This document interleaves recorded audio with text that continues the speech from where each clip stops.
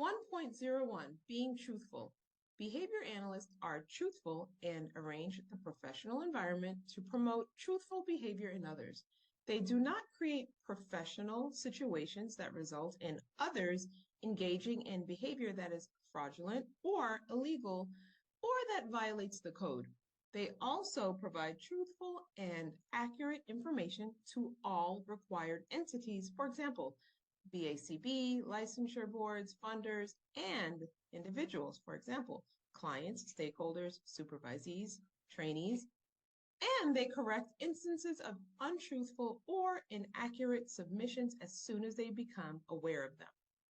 1.02 Conforming with legal and professional requirements. Behavior analysts follow the law and the requirements of their professional community. 1.03 Accountability. Behavior analysts are accountable for their actions and professional services and follow through on work commitments. When errors occur or commitments cannot be met, behavior analysts take all appropriate actions to directly address them, first in the best interest of clients, and then in the best interest of relevant parties. 1.04 Practicing within a defined role. Behavior analysts provide services only after defining and documenting their professional role with relevant parties in writing. Last but not least, 1.05 Practicing within scope of competence. Behavior analysts practice only within their identified scope of competence. They engage in professional activities in new areas only after accessing and documenting appropriate study, training, supervised experience, consultation, and or co-treatment from professionals competent in the new area. Otherwise, they refer or transition services to an appropriate professional. Start with case 1.01, Perils of Telling the Truth. I am concerned that my previous supervising BCBA broke Ethics Code 1.01, which is being truthful. I was pulled into a meeting with two BCBAs within my company. They asked me about the company morale and why everyone seemed to be unhappy. I asked them if I would be retaliated against if I was honest, or if what I said would reflect negatively on me. They both assured me this would not reflect negatively on me. I told them things that were wrong within the company and how many of the therapists felt about their workload and supervision. I was happy that they were promoting an honest environment, but I kept asking them if I was going to be in trouble for what I said. Every time I asked, they said no. 2 days later, I was called to a meeting with the supervising BCBA and fired for what I said. I was very confused as I thought they wanted me to be honest and explain what was wrong. The supervising BCBA did not explain much to me, but said I was fired due to the conversation between myself and the other two BCBAs. I'm not sure if they broke the ethics code by firing me, so I would like some clarification on this if possible. Let's talk about this. What do we think about case 1.01, Perils of Telling the Truth? So first off, retaliatory or what's the other word?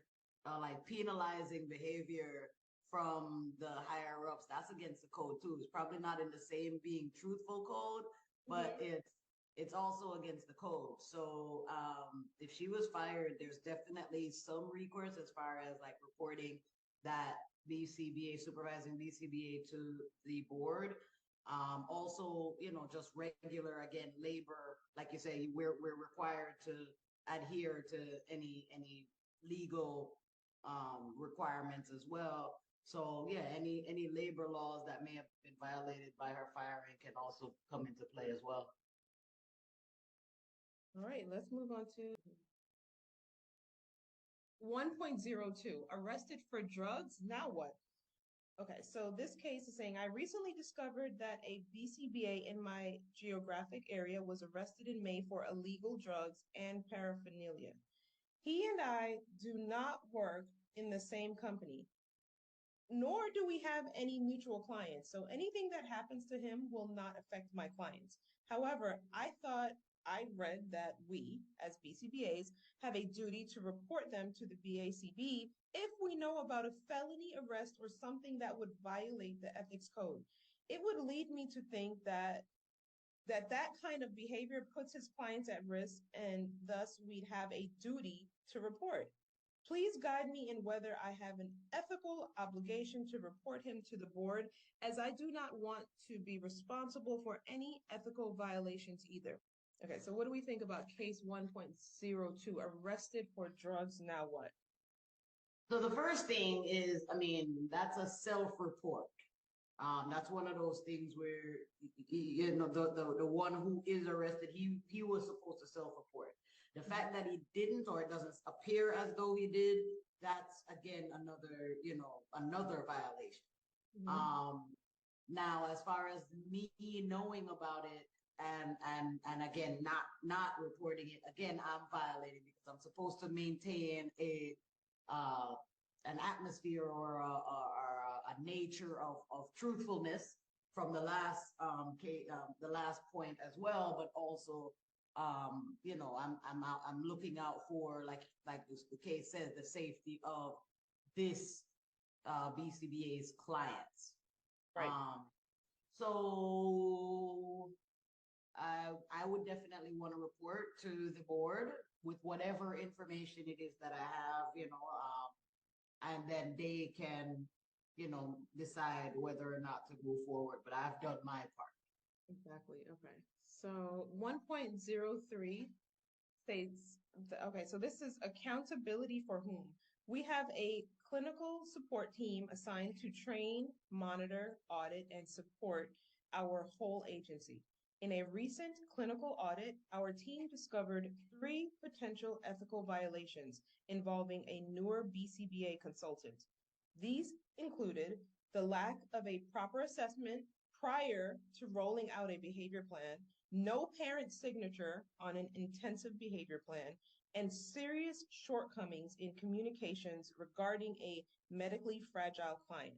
The director at this site should have been monitoring this, but obviously was not. We are now in the remediation phase and have confidence in our corrective action, including additional training, more frequent audits, and a coach for the new BCBA. However, given these three problems popped up in such quick succession, we are debating the level of disciplinary action and for whom. Meaning, we feel that there was a bit of lax oversight on the part of the BCBA director at the site. Would there be a clear way to differentiate if the warning should be given to the director versus the newer BCBA?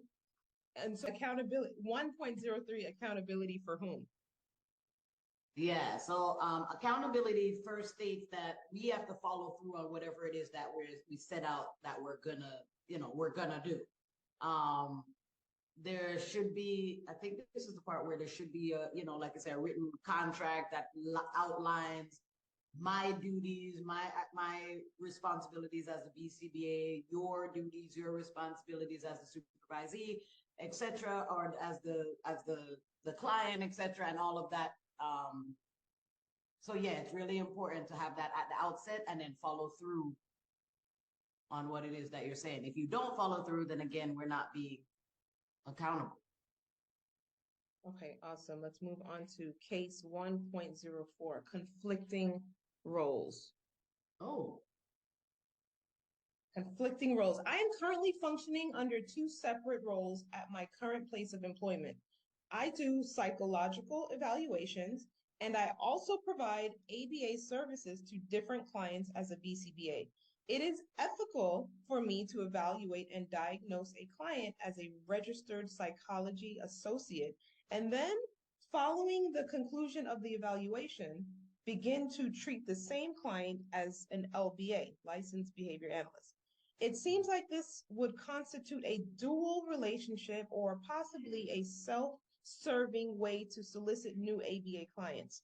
The reason I'm asking is because a client I tested may be interested in and could benefit from ABA treatment. I suggested to the client's mother that she contact other BCBAs in our area, but she has recently emailed me to ask ABA-related questions. She sent me a video of her daughter engaging in stereotypic behavior and asked how to reduce the behavior. Although I think the answer is no, I would like to know if I can offer my services to her child as a behavior analyst, since it seems like she trusts me and we have a good rapport. It has been approximately 4 months since I last saw the client for an evaluation. What do we think about case 1.04, conflicting roles? I think we actually kind of talked about that a little Yes. bit earlier. Yes. Let's yeah. just give a review of our conversation from earlier.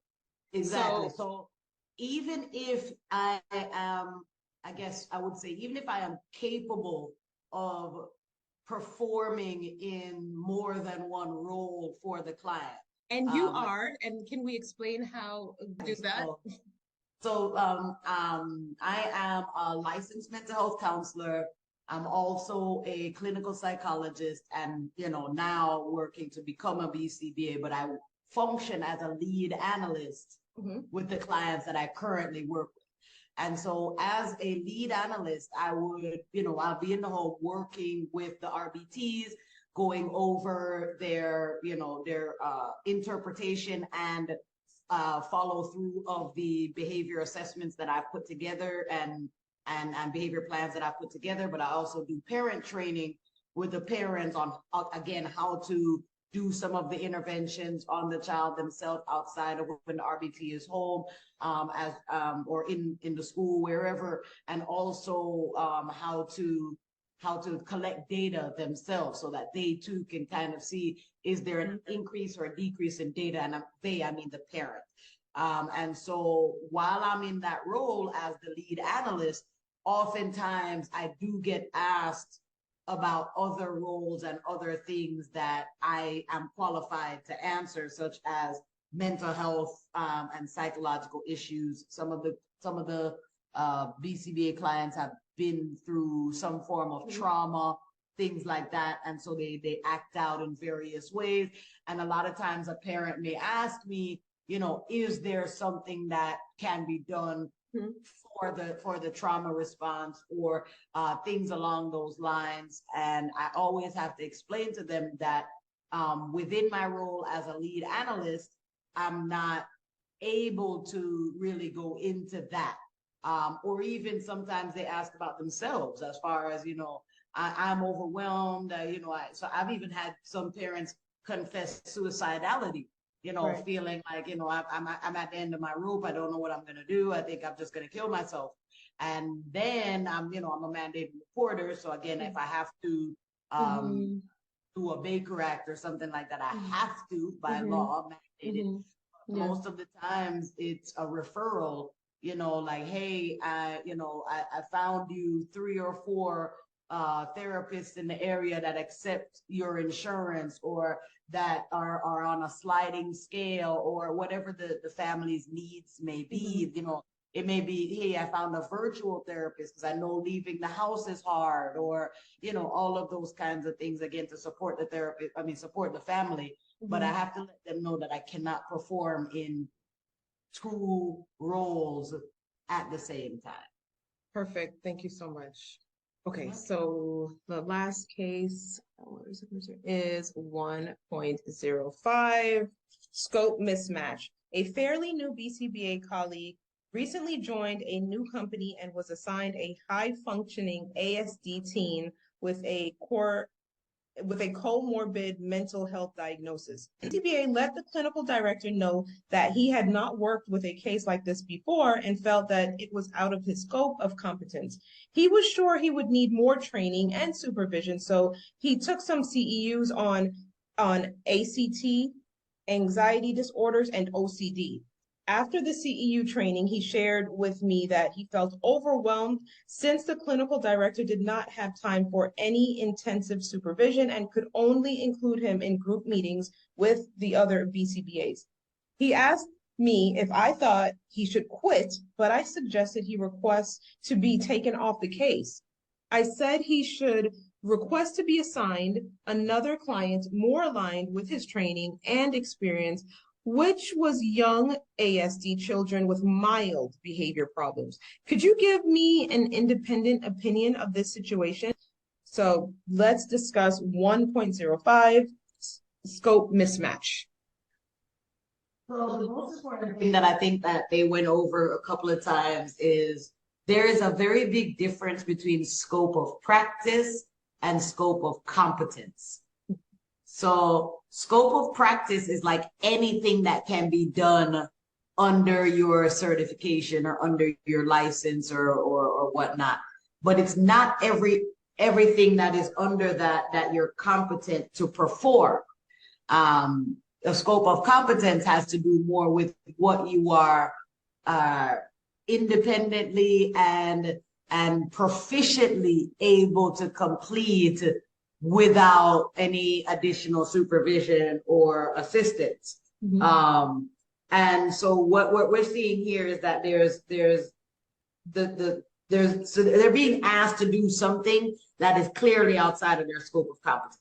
For sure. You know, this is not something that they know a whole lot about, and you cannot supervise or provide input into something that you yourself need training on.